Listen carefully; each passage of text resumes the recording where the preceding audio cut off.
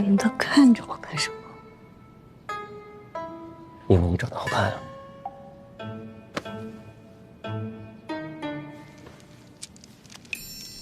哎呀，这三郎，这是家宴。你当了这个督察之后，你就官威太大了啊！你连我们杨家家宴，女眷是不能上台面，这条老规矩你都忘了？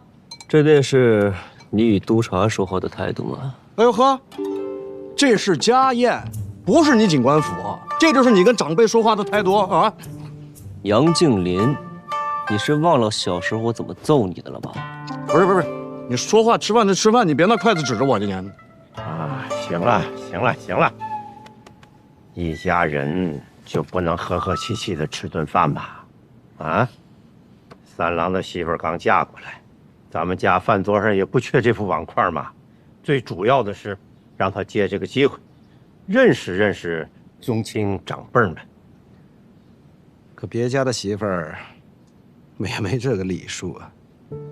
再者讲，三郎的媳妇儿嫁过来也不光彩，也没资格登这哪子堂。哟，夫人，你看这筷子是什么迂腐老木头做的呀？怎么轻轻一放就断了？哎，没事吧？啊，我去换一双筷子。哎，三郎说他吃好了，阿公阿家各位叔伯，我们就先告退了。茵茵，你先坐下。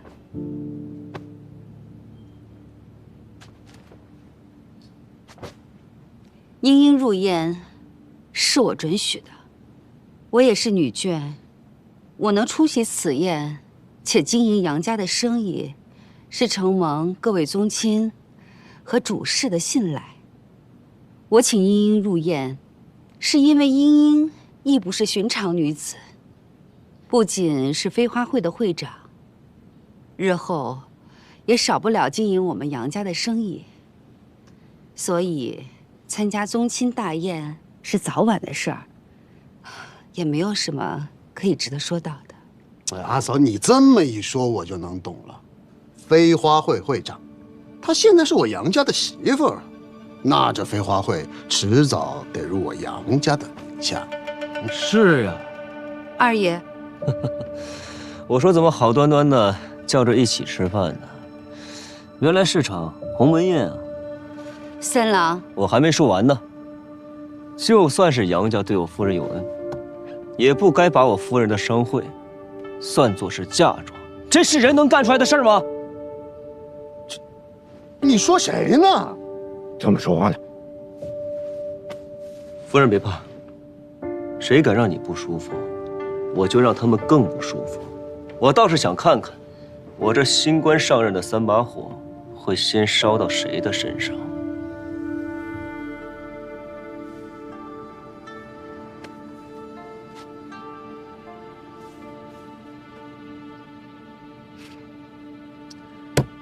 没意思啊，这菜一看就难吃。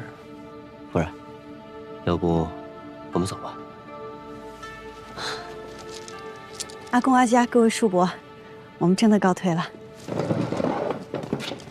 乌烟瘴气。你说什么？杨金兰，大哥，你看他这什么态度呀？就是他说谁无言当人。这个饭吃的确实是没什么意思，不吃了。大郎，先送阿姨回去休息。是。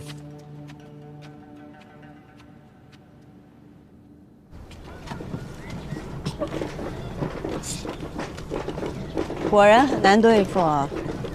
竟然还惦记你的商会。阿家若是想要我的飞花会，那他便会一早就与我谈条件。这只能说明他想要的更多，筹谋的更少。这位主母，他不是坏人，但眼里只有生意。说起来，他比这所有姓杨的都更像杨家人，所以他才能当这个长氏夫人。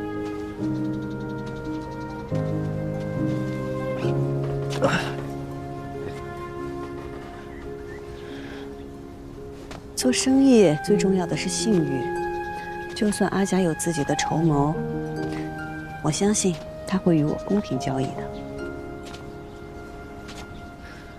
可是这杨家是个大家族啊！哎呀，在家族里生存和做生意是一样的。一开始就给出最差的态度，这往后你稍有退步，他们就会觉得你体谅懂事。一开始你就给出最好的态度，稍有不慎，他们就会觉得你离经叛道，忘恩负义。你以前是不是吃过很多苦？有些教训只有摔了跤才能学会的。才没有，我知道这些是因为我聪明。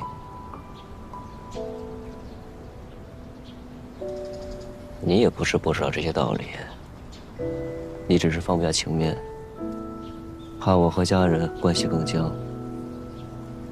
才没，我这是先礼后兵。我信。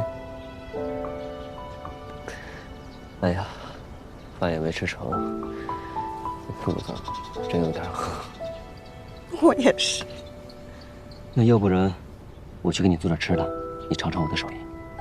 哎，我去给你做。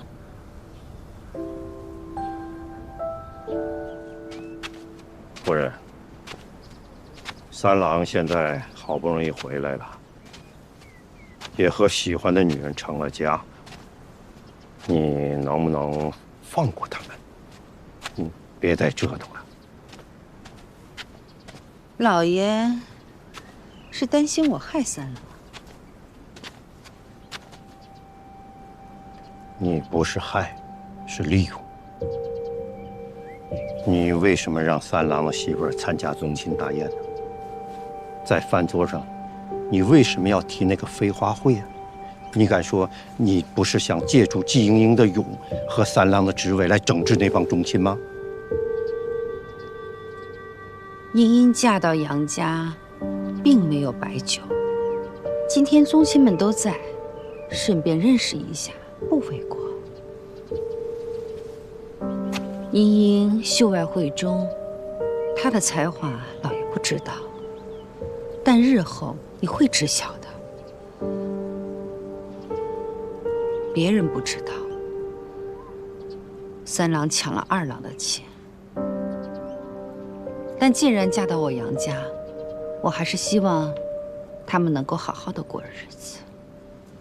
我一心想的都是杨家，问心无愧。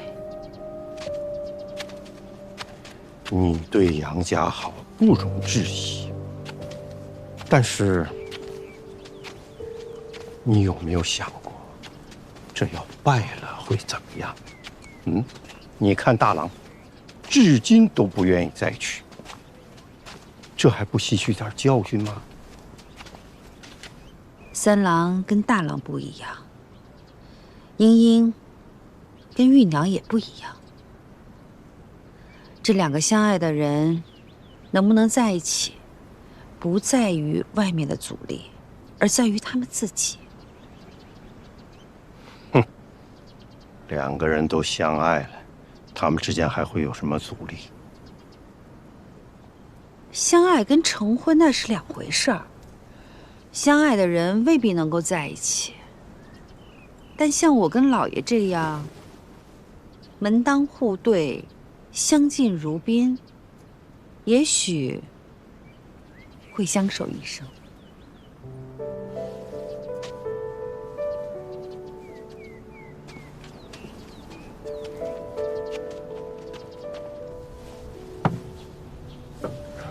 尝尝。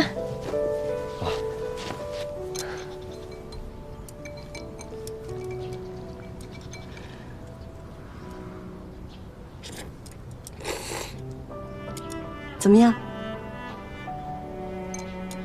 自从阿娘和师傅走了以后，你是第一个专门为我做饭的人，这面有家的味道。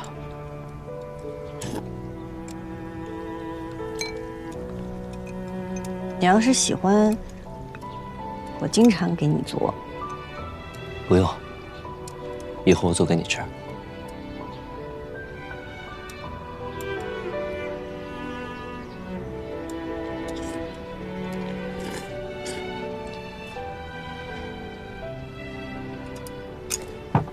等着。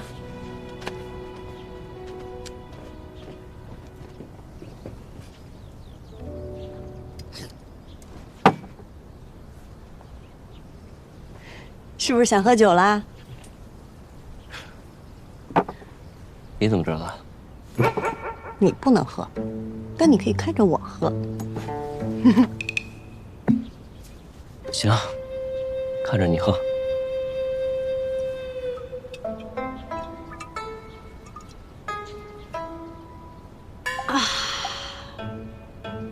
好酒啊！谢。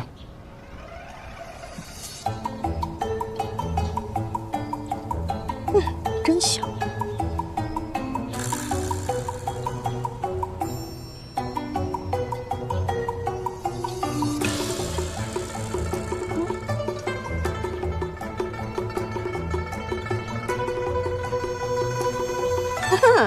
想得美。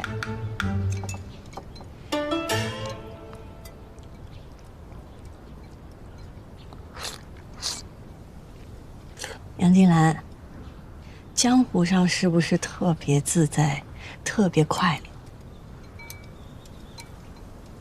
嗯。你是不是特别不喜欢这里？嗯。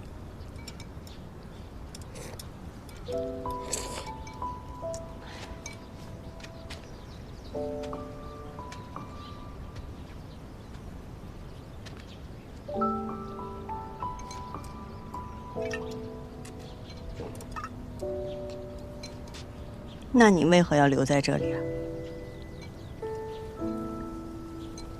为了你。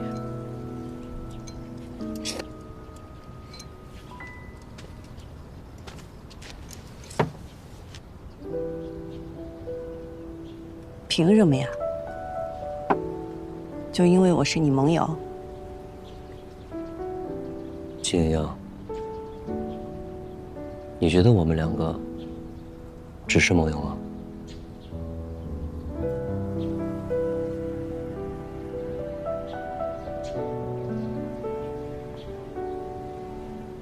你觉得我所做的这一切，仅仅只是因为你是我的盟友吗？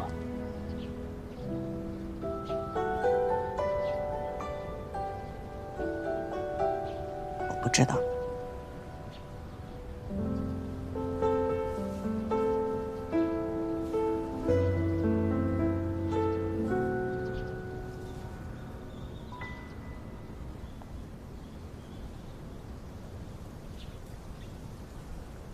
我喜欢你。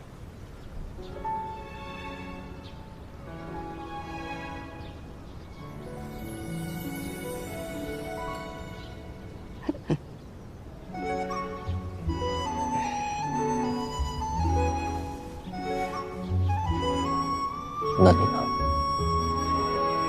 啊？那你呢？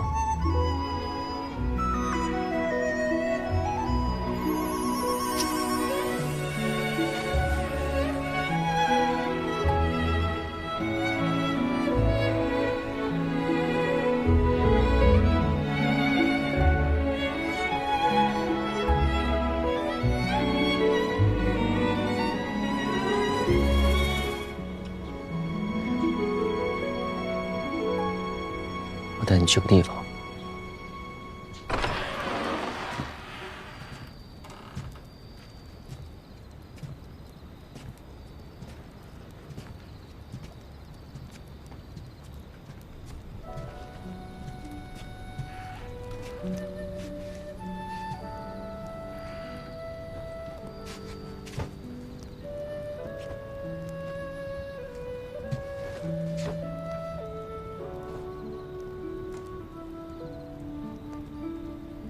我成婚了，我有家了。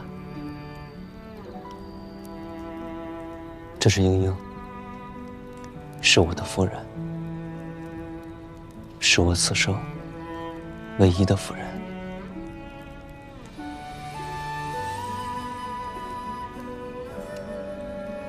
阿佳，我叫季莺莺，是您的儿媳。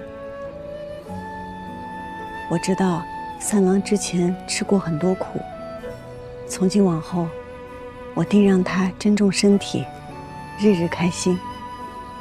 您在天之灵，便放心吧。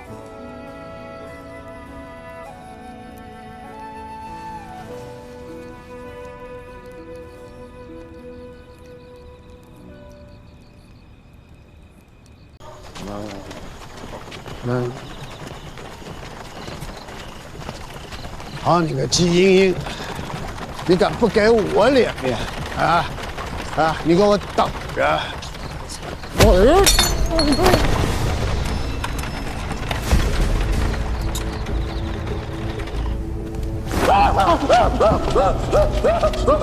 你们是谁？你们要干什么？我告诉你们啊，我侄子是大唐在册的官员，尔等切不可自误。还是手下不会办事了。唐突了，杨二爷，来，请坐。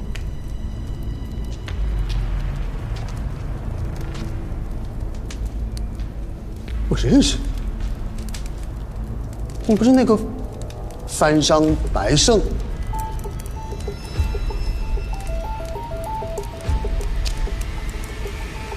你干嘛要绑架我？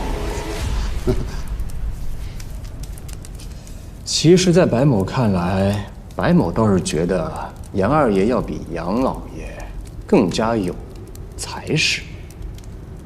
只可惜，现如今杨二爷在杨家，不但不能掌事，反而还要听杨石氏这个女人的吩咐。现如今又来了一个季莺莺，杨二爷，你在杨家就更没有地位了。你什么意思？我没什么意思，我只是在想，我想把杨家家主之位送给你。你说什么？家主之位送给我？你少在这胡吹大气了！你以为家主之位是什么？啊，家主之位是你们家后院的那些盆栽盆景一样，你想送给谁就送给谁呀。一场合作罢了。既然你已经来了，不妨听听看。绝不！我杨家事说到底是我们杨家人自己的事情，我绝不与虎谋皮。你就不担心杨家将来姓季吗？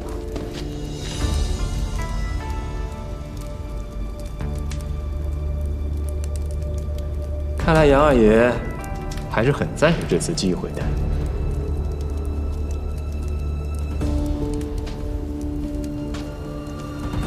你到底想要什么？不着急，来，坐，我们慢慢聊。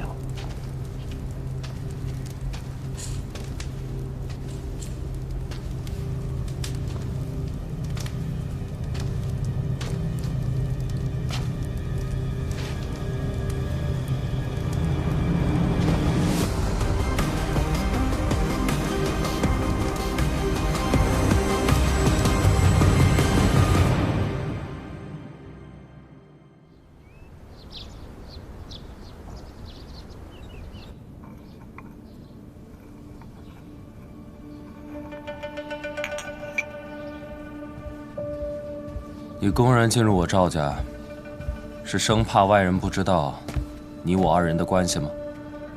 现如今很多人都知道我白某心醉于蜀锦，在这益州城之中，于家、杨家，我都已经会过面了，唯独你景王赵家，我置之不理，那在外人看来，岂不是会更加生疑呀？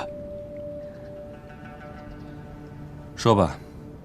这次找我是为何事啊？既然来找你，自然是有事。杨家在长安的所有商客，都在这本册子上。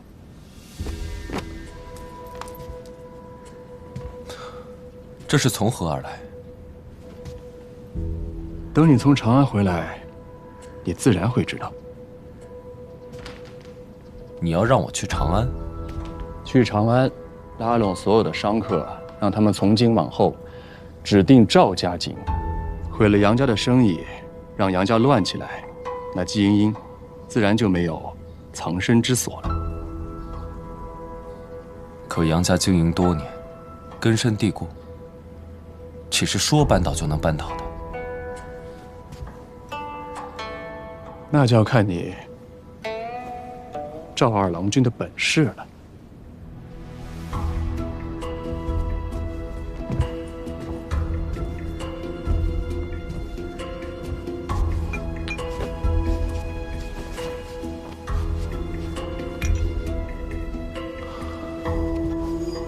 我要你出钱，购一批当下最时兴的杨家锦，送往长安。说来听听，你要多少啊？至少50匹。好，50匹。赵二郎君可知道这50匹锦它值多少钱呢？应该够白某买一个长史的官职了吧？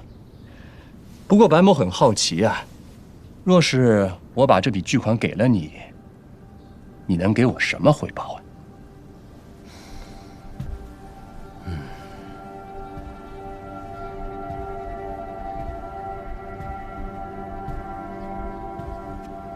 搬到杨家，我会届时收购。到时候，将整个杨家拱手相让于你，够吗？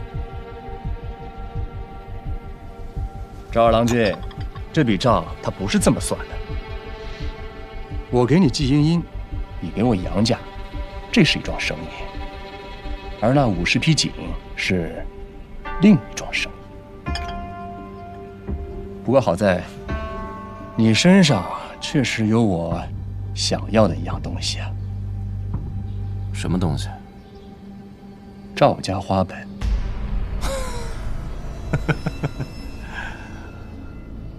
花本是锦户立足之本，我将它给予你。我干脆把整个赵家拱手相让给你好了。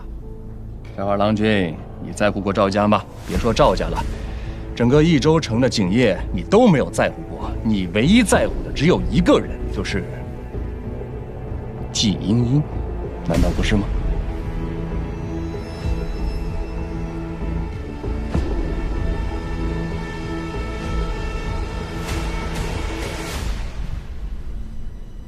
飞花会、赵家、杨家、余家，你图的是整个益州锦业啊！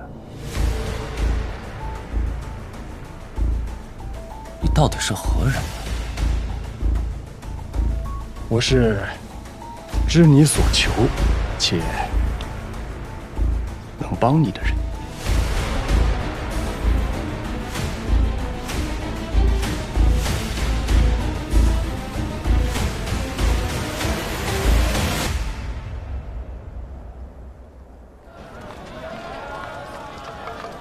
你行吗？夫人，我不行。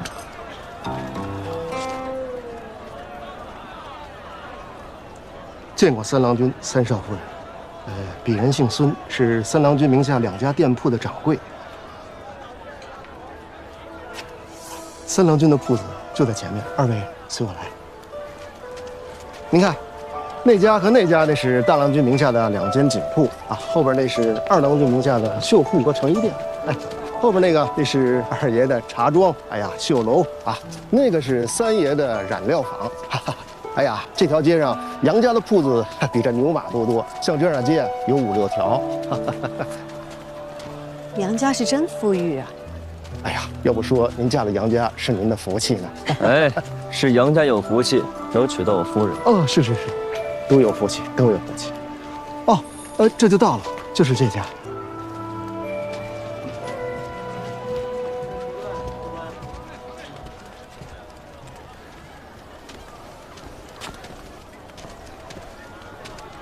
孙掌柜，这锦缎为何都摆放在外面？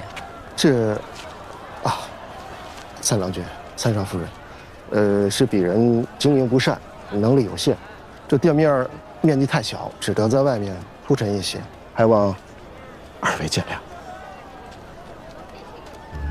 夫人请。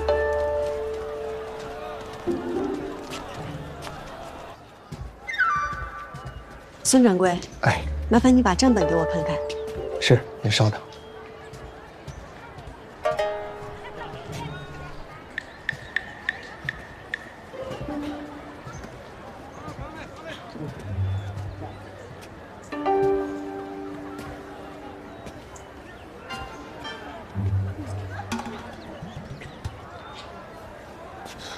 制工是不错，但就是样式太过时了。夫人是打算在这里大展拳脚呢，还是随我一同回去讨个说法？你看，杨家的生意做得那么大，却偏偏给我夫人一间这样的破铺子。况且杨夫人早就知道我会随你一同前来，想必他们已经做好了我们会闹的准备。容我再想想。哎呀，刘老伯，都跟您说了多少次了，我们这姐呀，刘伯，卖，你就看在咱们都为杨家做事的份上，先卖我吧。怎么回事？三郎君，三少夫人，啊，这是我府上的职工刘伯，下个月他女儿出嫁，想买块锦做雀扇，但，哎呀，刘伯，不是我刁难你，这实在是零卖不得呀。我知道，我都跑了一天了，所有的商铺啊，都不肯做这么大的生意，我也想多买，可我买不起呀。哎呀，惭愧呀！至今多年，女儿出嫁，我这个做阿姨的，连一面出锦雀扇我都买不起。去给刘伯挑一份合适的钱。哎，三郎君，这个使不得，我哪能要您的东西呢？快去快去！我哪敢收您的钱？我去拿便是。刘伯，杨家庶子不得入锦吧？那年我好奇偏要去看，是你把我给藏起来的，你忘了？这本不值一提的事儿，三郎君你还记得？当然记得。刘伯，这是三郎君和少夫人的一片好心，你就收下吧。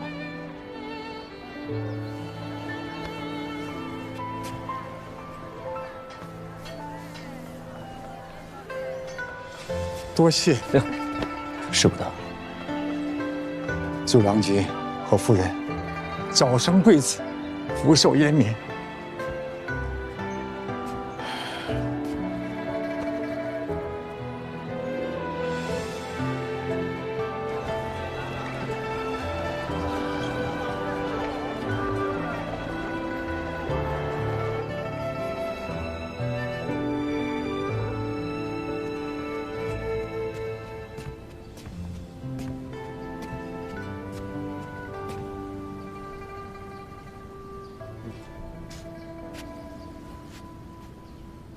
夫人想什么呢？我刚查了铺子的账，发现一些问题。这铺子的流水少得可怜，库存里的都是一些残破的、不时兴的旧景，根本无人问津。哦，原来不是在想我。想你做什么？你不是好好的？我，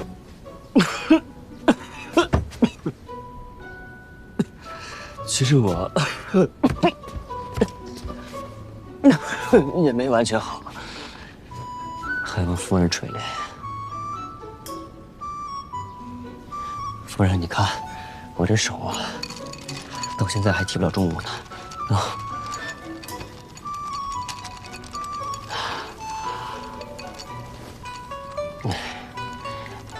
夫人，你如此戏耍一个身负重伤之人，不好吧？啊！张嘴。哎，差不多行了啊，今天又赶人了。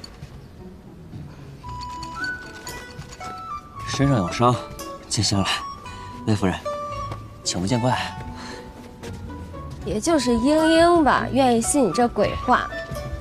就你这张嘴，哄骗多少小娘子？阿姐，你这话就不对了啊！你从小看我长到大，我何时哄骗过别家娘子啊？闭嘴吧你！谁看你从小长到大了？哎，他身子还未痊愈，不能饮酒。哎，没事儿，可以喝一点啊，就喝一点，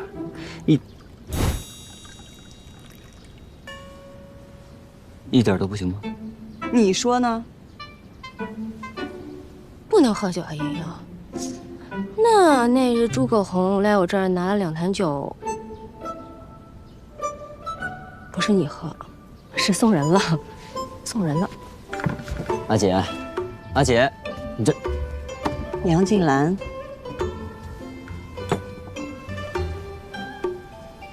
我错了。你的伤好没好，可以你说了算，那是你的义举。但你能不能喝酒，得我说了算，这是我的脾气，懂吗？懂，不喝了啊，一点都不喝了。这样吧，夫人，咱们聊聊正事吧。你刚刚琢磨了半天这铺子的情况，这是打算接手了？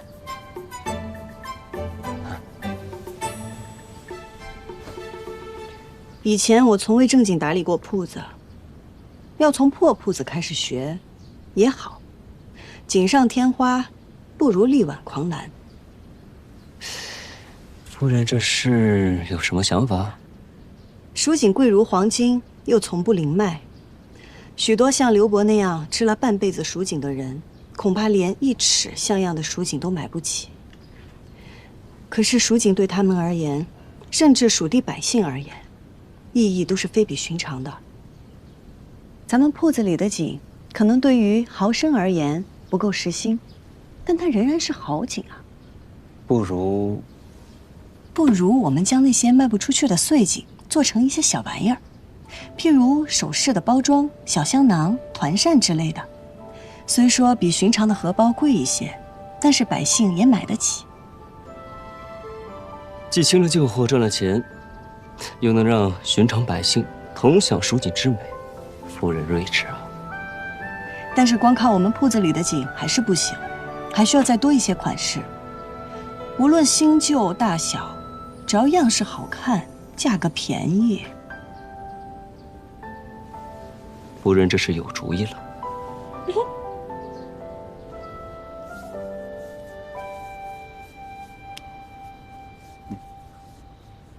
你要的50匹杨家锦，连车带货，在城外20里处。这个玉佩是信物，你拿着，就让他随你一块去长安吧。如此短的时间，就可以调用如此多的金钱，简直富可敌国呀！你真的只是一个单纯的商人？赵二郎君为了心中所爱孤注一掷，放手豪赌。其实，白母跟你是一样的人，只不过我要的比你更多，所以赌注自然也就更大。赵家的绝密花本一半都在这箱子里了，而另一半等事成之后交付。好啊，那就祝赵二郎君一路顺遂。这长安一事也并非1、2日能成。那这些时日，你打算在益州做什么呀？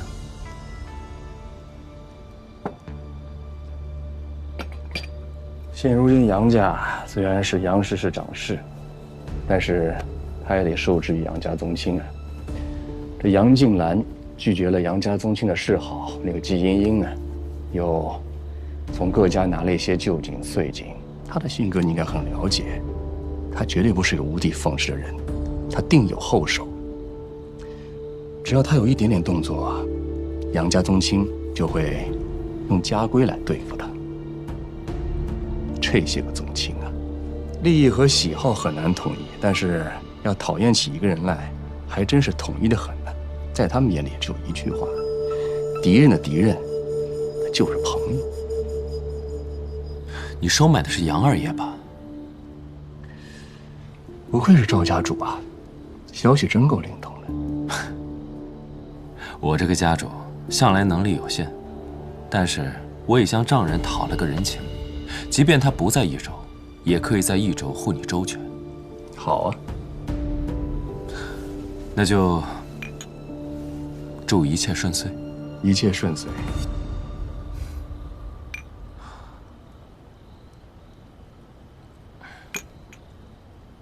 告辞了。不送。哎。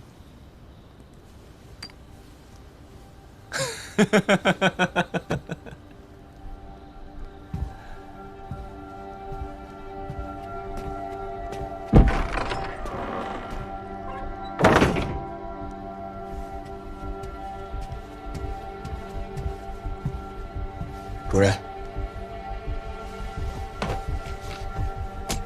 这赵修元可是怀疑你身份了。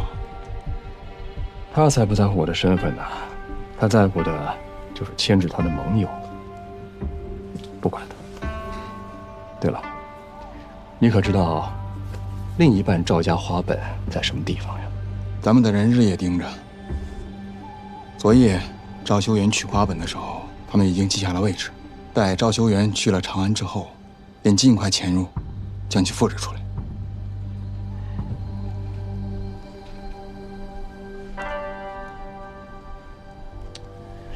有话就说，恕你无罪。是。主任，您此次出行是为了兴盛咱们南诏的锦业，如今咱们所掌握的工匠还有花本，已经绰绰有余，就一定要拿到杨家的吗？如今杨静兰已经盯上了咱们，这牛瑾也避其锋芒，何不趁早收手，早日返回南诏？属下借阅。行了，起来吧。你说的对，现如今我们也已经够了，但是出来之前我说过，我要的是全部，所以我就必须要拿到全部。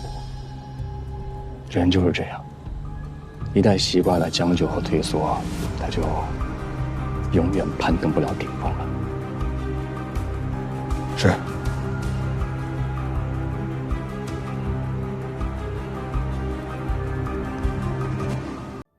益州府10月9，斗鼎会。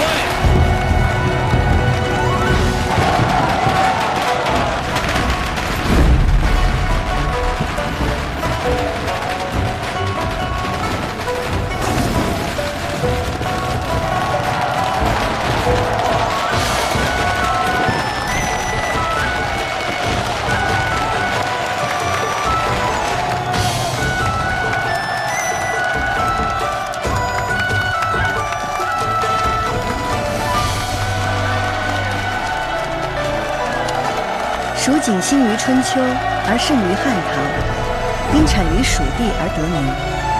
唐时，权贵豪绅皆好着蜀锦，军中更可以锦代饷。蜀锦一时价格飞涨，寸锦寸金。我阿耶是益州城最惊艳才绝的锦王，因为他染出了蜀地最美的红。他钻研各种染料，研磨搭配。每一步都要轻微。他说，将熟丝在浣花溪里换洗，才能染出鲜亮的颜色。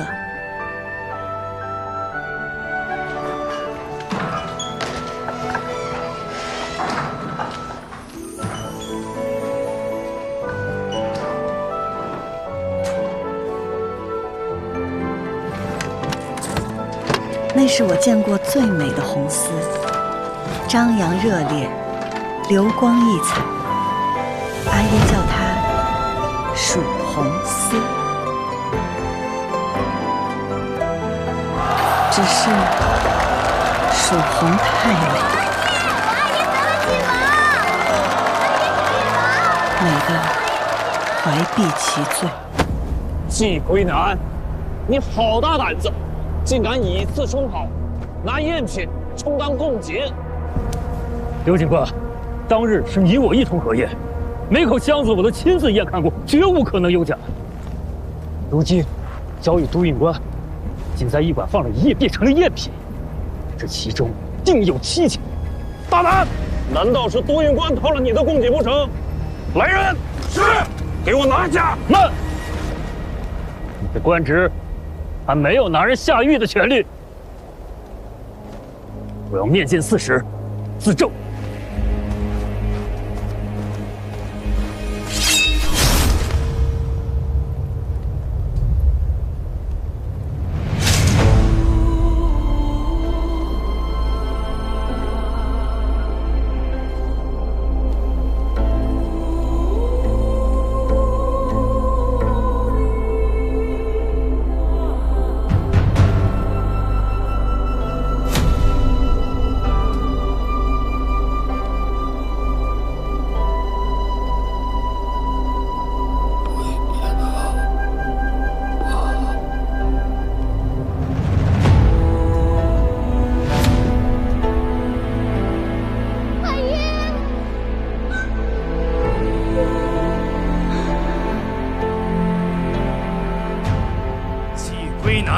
以次充好，欺君犯上，负隅顽抗，就地正法。是。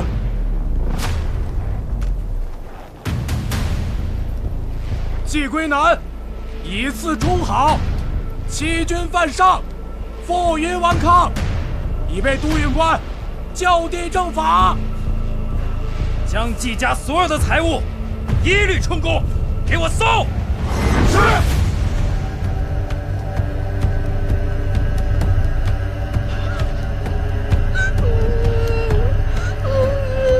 兔子是不可能一口咬死老虎的，但只要它不被发现，它就可以一直咬下去。总有一天，它会咬死老虎的。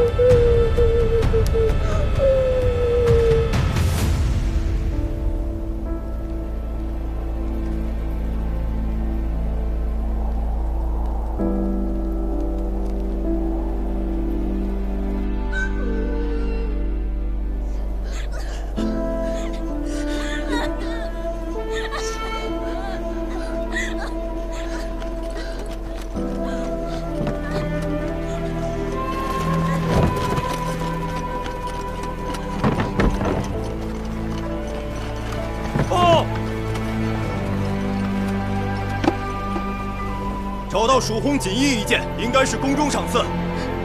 那是我的，沙叶留给我的。放开！快松手！爷爷，快松手！阿爷说过，钱没了可以再吃，人没了就什么都没有了。让你放开！英英。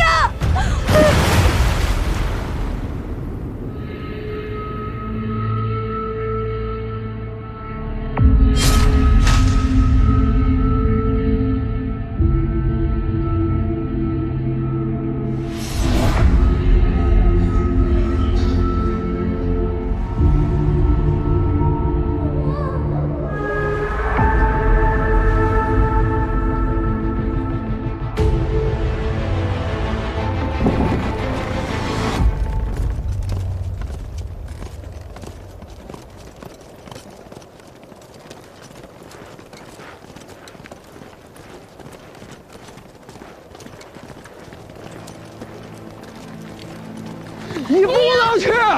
哎，你休怨！你不能去！阿姨，求你救救季家！哎呀，孩子家里你懂什么呀？求你了！俺也回家，俺也回家。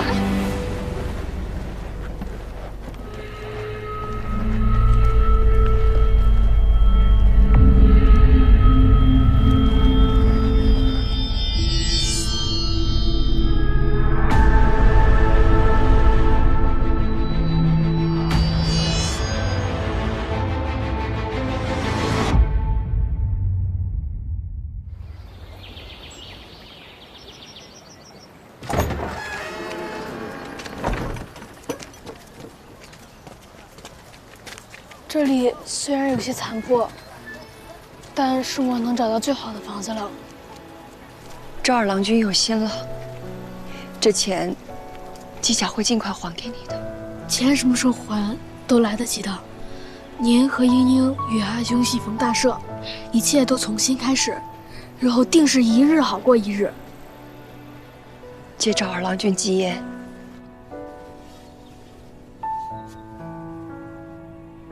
夫君，我们回家了。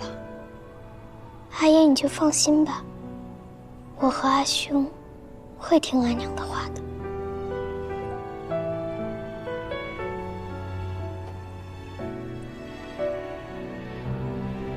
季夫人，既然回来了，还请出来一见。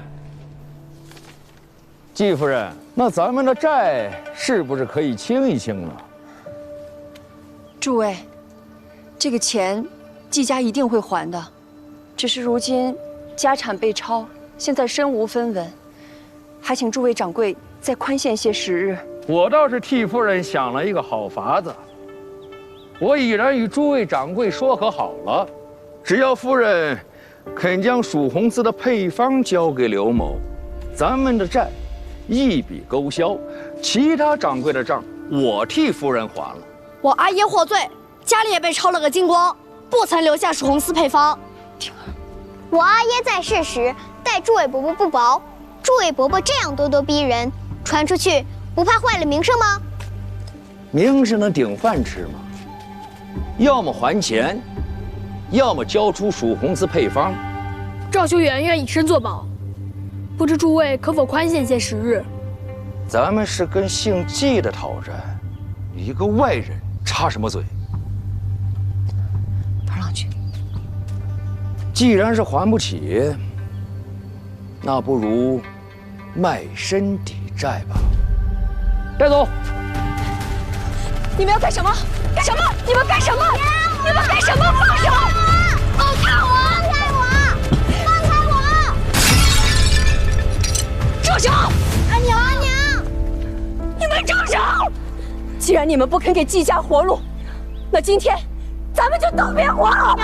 让父老乡亲们看看，你们是怎么欺负孤儿寡母的！看日后谁还敢跟你们做生意！就是啊。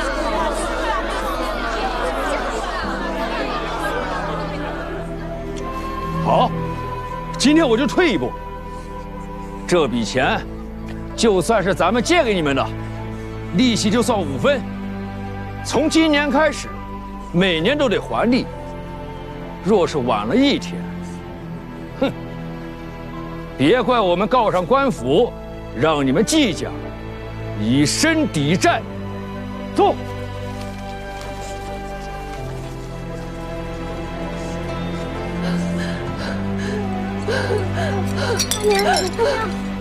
阿娘，你没事吧？阿娘，阿娘，阿娘没事，阿娘没事，你们没受伤吧？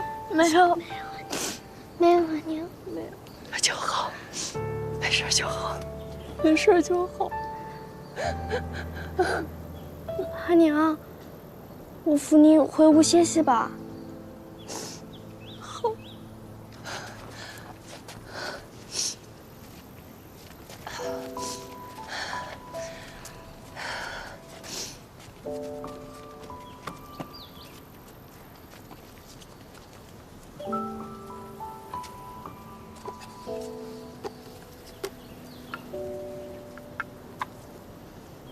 料峭寒雪尽，娥皇时迎春。莺莺，愿你尽遣霉运，从新开始。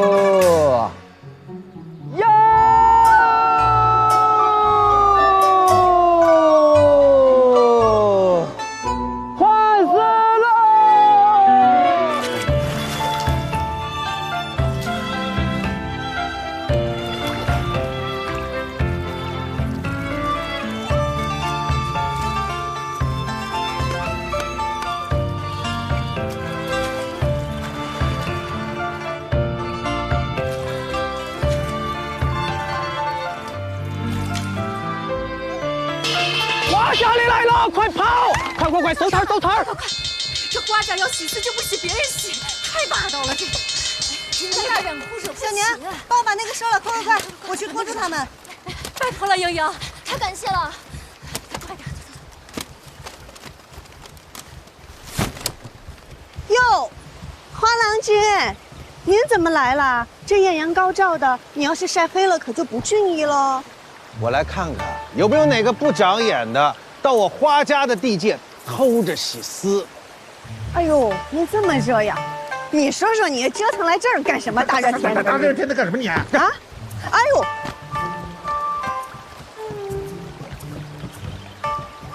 今日我季家交货，花郎君怎么不去看看呀？看什么看啊？这生意上的事儿，都由我英明非凡的夫人都会处理妥当的。也是哈，你们家都是夫人说了算。哎，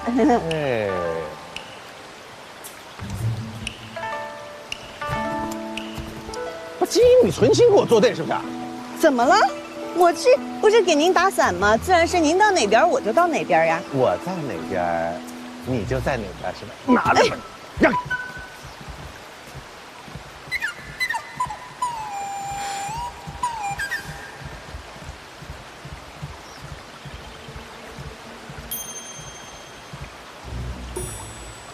算你们这帮小兔崽子跑得快！要是以后谁还白天到这儿来偷着洗丝，我打断他的狗腿！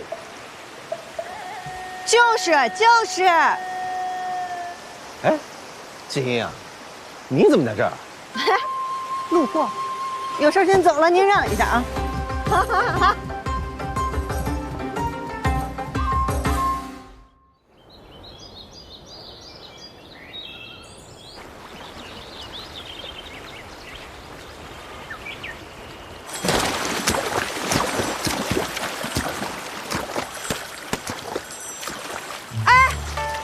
是颜金印马，良驹配美人，春色正好，可有小娘子愿与爷同乘呢？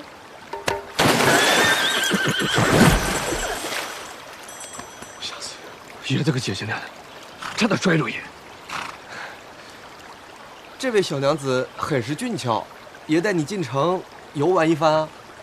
我爹，流氓，快跑！爷，快！他们调戏小娘子。敢来三道堰欺负小娘子，我看你是打老虎脱裤子，又不要脸又不要命啊！就是，你说谁的脸是钉的？你知不知道爷是谁呀？怎么跟爷说话的？爷告诉你，打你就打你，我打你之前还查一下你家家谱啊！打他！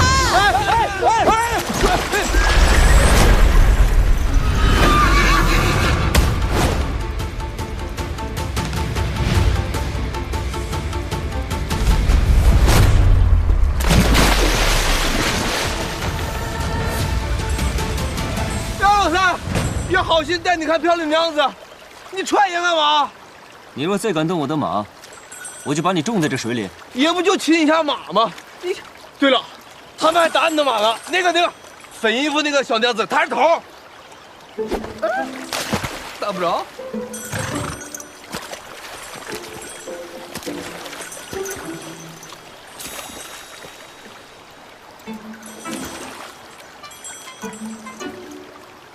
是你呢？多谢郎君为我实话。我若没来得及时，他霍面就死在这儿了。对，是他调戏小娘子在前，我若没及时拦住，他霍便入牢狱了。这么说，他确实该打。杨老三，你怎么胳膊肘往外拐呀？可是，你们却打了我的马。对呀，对不住啊。我们打的时候，他也没说是你的马呀。你说这马竟不会说人话，他但凡说一句是你的马，我们也不会打他。就是。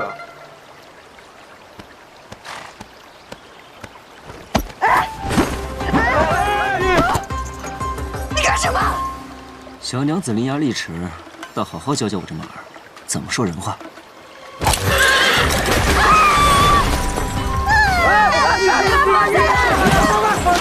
放下来了！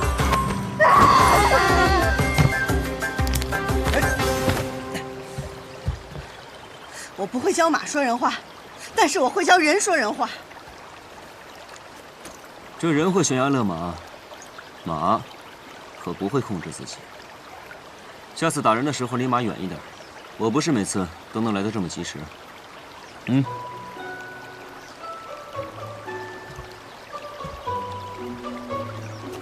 下次，那要看马上的人做不做人事了。就是。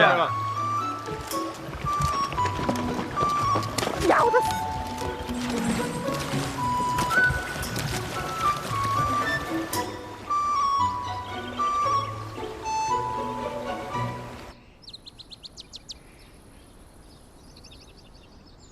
生我所欲也，义亦我所欲也，二者不可得兼，舍生而取义者也。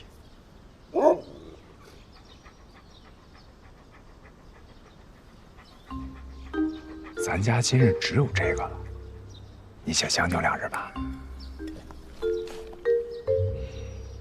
君子食无求饱，国魁，你虽然是狗，但是做狗也要有做狗的规矩，要做狗中君子，不能太重口腹之欲的。再挑食，我打断你狗腿！吃。平英，今天脾气怎么这么大呀？你又跟谁吵架了？没，就打了一架。啊？和谁呀？我不知道。我看那衣裳还挺富贵的，但是他不知道我是谁。阿兄，咱们说好了，老规矩，不找上门就是无事发生，找上门就带阿娘出去走走。郎君，走，那花掌柜来了。阿兄，我怕我去会会。哎，我先去拖着他，给我。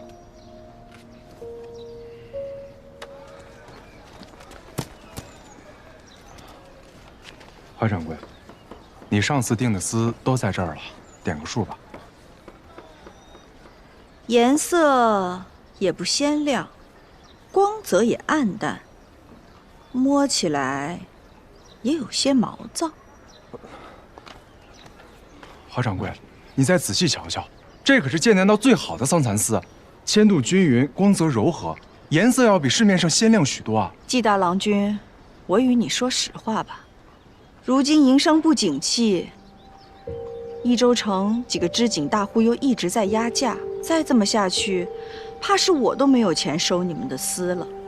人无信不立，我们既然立了契，就该按规矩办事。这是你季郎君的规矩，我的规矩，若要卖，就按5折算，不卖就算了。这单我按原价赔给你们，但日后你们季家就别来我这儿分订单了。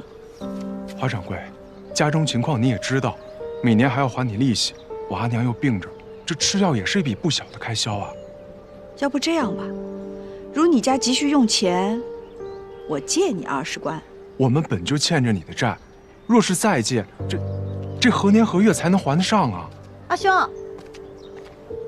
花掌柜与你开玩笑呢，他不会再借钱给我们了。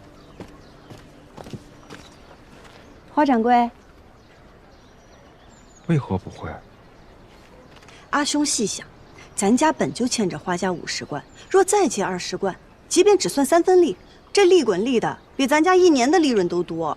这要是还不上，我们全家都得卖身花家为奴。但是花掌柜宅心仁厚，人美心善，他定不会让咱们卖身的，自然就不会借钱给咱了，对不对，花掌柜？那好，既然季家不缺钱，这单就按4折算吧。花掌柜，好啊，那就请花掌柜重新拟定订单，里面请。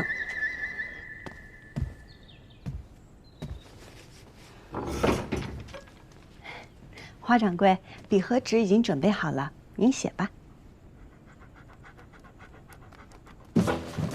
齐英，我就知道你没安好心。来人呐，外面来！我们家这狗就听不得人大声说话，您声儿越大，它下嘴越快。我警告你啊，你这属于蓄意伤人，是要坐牢的。我警告你啊，你这是属于蓄意伤人，是要坐牢的。他说牢里的饭比家里的好吃，你个狗东西！他愿意去牢里。你要怎么样？才能让他出去。您知道啊？5折。陶渊明说得好，不为5折这样。那是5斗米，你读过书吗？6折，最多只能6折。他说6折还不够他买肉吃，他还是想去牢里。那7折，最多只能7折了。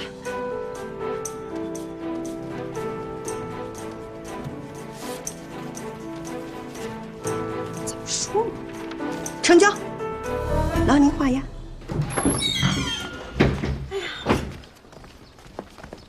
承蒙惠顾，郭奎送客。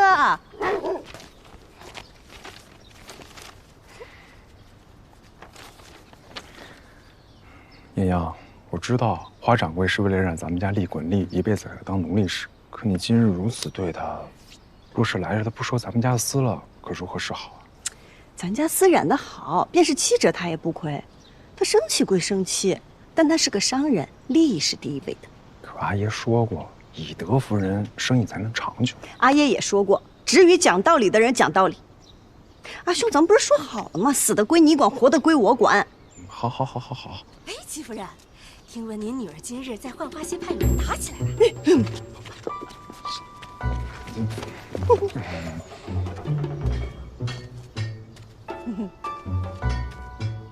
婷儿，去把我的竹棍拿过来。阿娘，快去！自求多福。季莹莹，给我站住！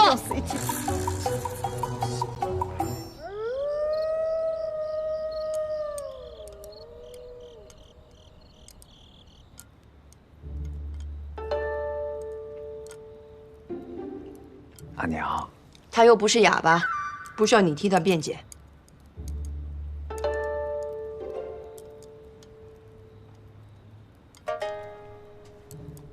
娘，我真的错了，要不你打我一顿？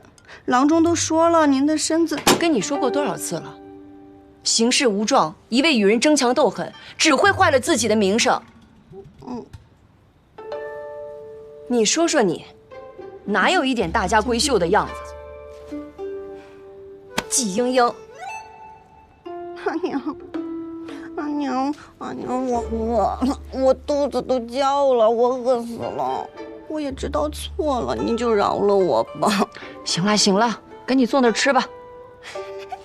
我就知道阿娘最疼我了。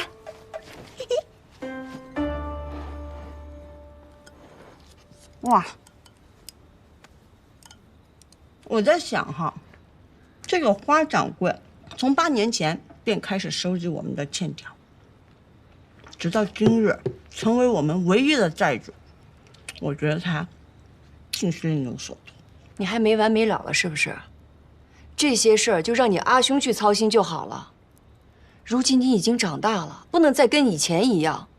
更何况你和赵家的2郎君还有婚约在，这些年赵2郎君对我们家不薄，你不能让人家为难。阿兄都还没成婚，我不急。长者赐，不可辞。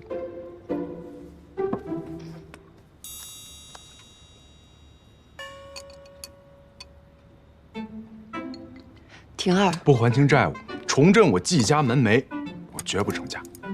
有志气。哎，右折进，不可辞。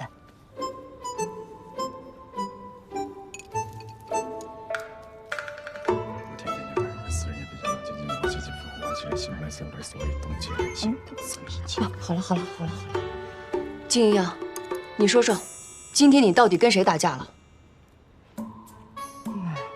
阿娘，其实我今天真的没有打架，其实是因为我们浣花染坊和韵霞染坊，还有别的好多家染坊吧，有一些那个，就是，哎呀，这个我也跟你说不清楚。哎呦，郭辉还没吃饭呢，我得给他送点饭吃。季莹莹，郭辉，你咋了，郭辉？这孩子，婷儿，你知不知道他跟谁打架了？我不知道啊。那明天赶紧去打听打听啊。然后好生去人家给人赔个不是。阿娘，爷英虽不娴静，可也从不会主动惹事。我看这件事还是对错又有何相干？他不明白，难道你还不明白吗？明白。天理昭昭，我早就不奢求了，我只盼着你们兄妹俩能够一生平安顺遂。知道了，阿娘，别气了。吃饭吧，我明天就去。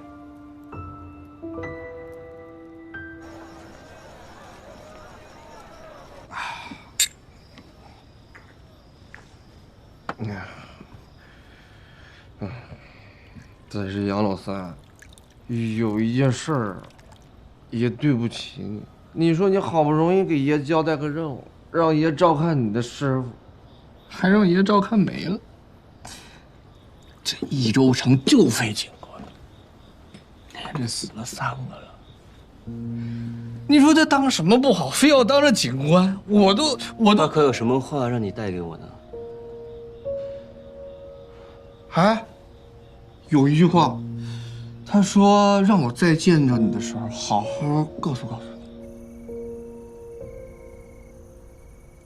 这便是你在益州最好的朋友啊，他好在哪儿啊？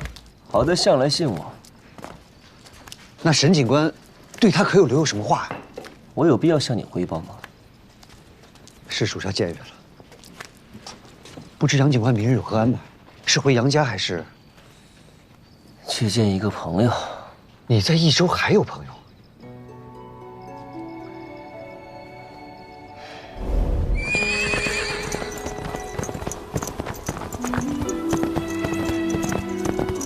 送信的人只是说官兵围住了你家，或许有什么误会。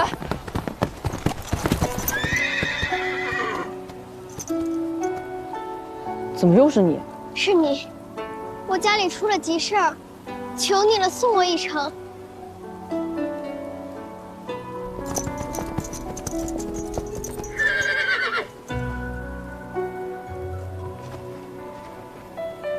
若是我家能逃过此劫，我定去交你这个朋友。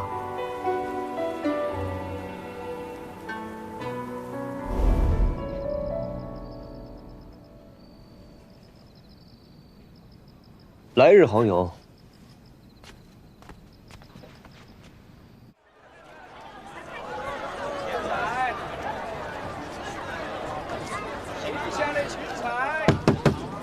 叫金义出来！金义出来！娘子，金义，我知道你在家。娘子，这可怎么办呀？难怪昨日夫人差我去问你与谁打的架，谁也不晓得。原来不是三道堰的，是益州府的国舅。这怎么办呀？偏生夫人和郎君这会儿也不在，出去采买去了。桂叔别怕，我在家呢。娘子，你找什么呢？找个趁手的家伙。开门，开门！爷都要死了呀！哎呀！这一大早这么热闹呀！哟，哎呀，原来是国舅爷大驾光临啊！哼，这都害怕了吧？我告诉你，你乖乖跪下给爷磕头认错，爷就大人不计小人过，放你一马。哎呀，感谢您，大人不计小人过，大人有大量。可是我这前看右看，左看下看的，也没看到您的伤口啊。你看我这腿、这头、这胳膊、这全都折了，疼吗？哎，娘子，我爷用力了吗？不知道啊。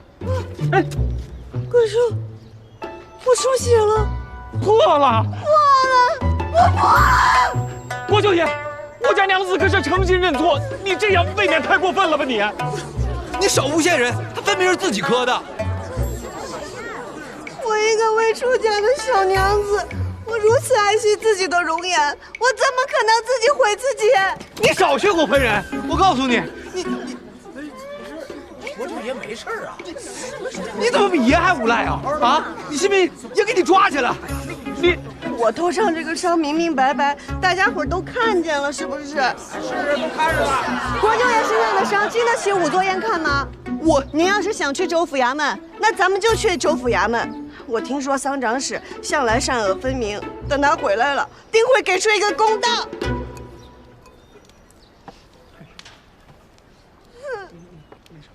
看看啊，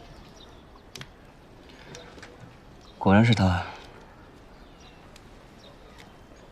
这就是你说的朋友，蜀红解盲之女季莺莺。你是真认识，还是为了安他？不管你是为了什么，这种情况下，你不打算帮个忙吗？用不着帮他。你看，那伤是假的，不过反应也都挺真的。你别忘了，你身上还有寻找蜀红寺的黄命。就是这个味道，我之前做过，怎么着都没做出来。你尝尝。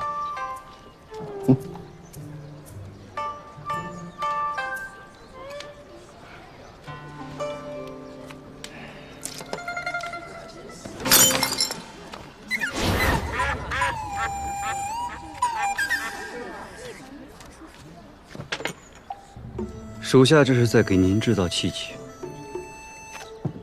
哎，杨老三，你来的正好，来，你给爷评评理啊！刚才是不是他故意磕在那儿的啊？方才发生的事儿呢，我这双眼睛看的是一清二楚。要我看，僧长使过2日就要从外地回来了。我要是你，就不会惹是生非，免得挨揍。怎么能说我挨揍？你看呀，你们2个，你阿爷看到了会相信谁？我都这样了，你能瞒得住别人，瞒不住你阿姨和我。行，你给爷等着，这事儿没完。走，恭送国舅爷。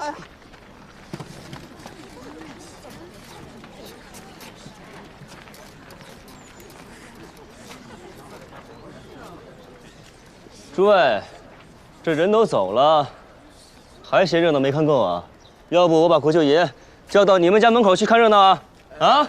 走，回家，慧叔。大叔，方才我不小心摔碎了一只碗，身上钱财未带够，还请大叔替我还个碗钱。啊？大叔若不方便，那我就只好请国舅爷回来替我还这碗钱了。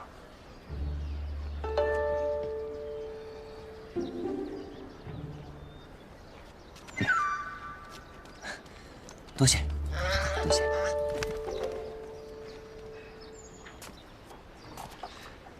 金娘子，冤有头债有主，若不是花家郎君告知14郎，浣花溪边有美景，指得他非要在那边给我接风洗尘，也不会有这番误会。花家，一点都不意外。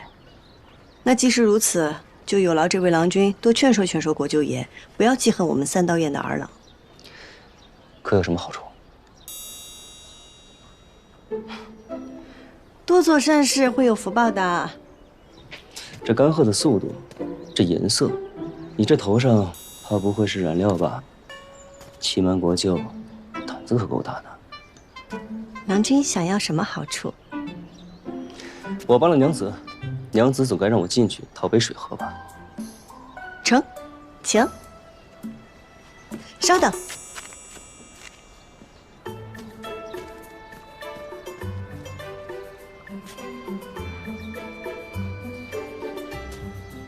郎君，水来了。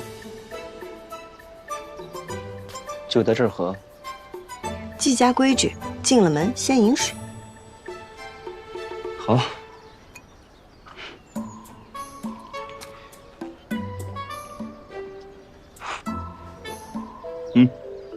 好了，2清了，请。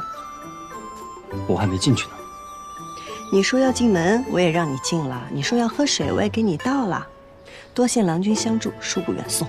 哎，不是，我帮了你。谢谢。多谢郎君。娘子，娘子，你把我放外面了！哎，娘子。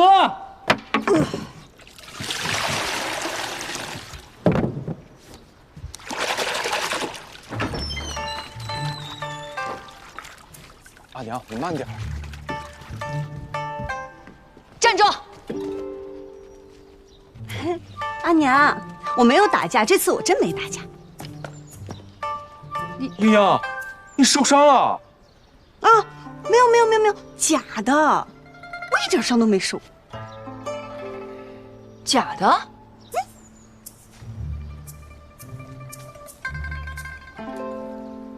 嘿嘿，你看是不是？怎么，假的我就不骂你了？可是我只有这样才能骗过他们呀，他们都以为这是真的。阿娘，今日桑14登门都是花掌柜挑唆，即便是桑14肯罢休，花掌柜他们也不会。